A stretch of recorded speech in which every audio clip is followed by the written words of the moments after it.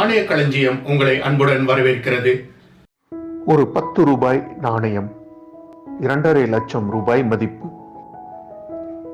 யார் பார்வைக்கும் வாராத ஒரு 10 ரூபாய் நாணயத்தை பற்றி தெரிந்து கொள்ளுங்கள். 2,50,000 ரூபாய் மதிப்புள்ள ஒரு 10 ரூபாய் நாணயம். சுமார் 31 வருடங்களுக்கு முன்பு 12 ஏப்ரல் 1993 தேதியில் இருந்து 17 ஏப்ரல் 1993 இடைப்பட்ட காலத்தில் நடந்த ஒரு நிகழ்வு. 89th inter parliamentary union conference, அதாவது 89வது பாராளுமன்ற ஒன்றியங்களுக்கான மாநாடு நியூ டெல்லியில் நடந்தது. அதில் 116 பிரதிநிதி உறுப்பினர்கள் நாடுகளைச் சேர்ந்த 147 உறுப்பினர்கள் கலந்து கொண்டார்கள். அவர்களுக்கு நினைவு பரிசாக வழங்குவதற்காக 3 நாணயங்கள் 10 ரூபாய், 5 ரூபாய், 1 ரூபாய் செட்டாக இருந்தது.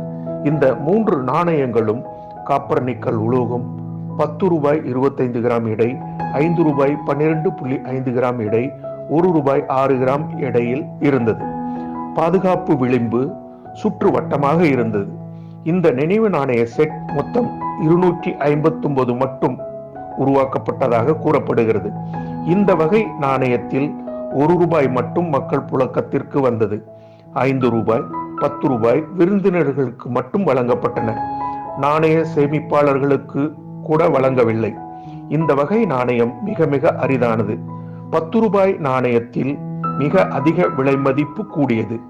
Bombay auction house, classic art gallery, Marudhar arts 2021 7 முதல் 8 லட்சம் ரூபாய்க்கு ஏலம் போனது. இதில் 3 நாணயங்களில் 10 ரூபாய் 2.5 லட்சம் ரூபாய், 5 ரூபாய் 5 லட்சம் ரூபாய், 1 ரூபாய் 1 லட்சம் ரூபாய் மதிப்பு கொண்டது.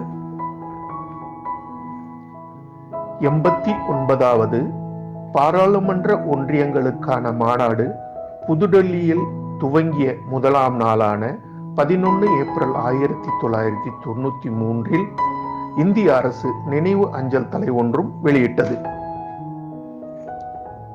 இந்திய அரசு இதுவரை 2 முறை பொறுப்பேற்று IPU மாநாடு நடத்தியுள்ளது. முதல் முறை 57வது மாநாடு 1969 இரண்டாவது மாநாடு 1993 நடத்தப்பட்டன. இன்டர் பார்லிமெண்டரி யூனியன் 1889 துவங்கப்பட்டது.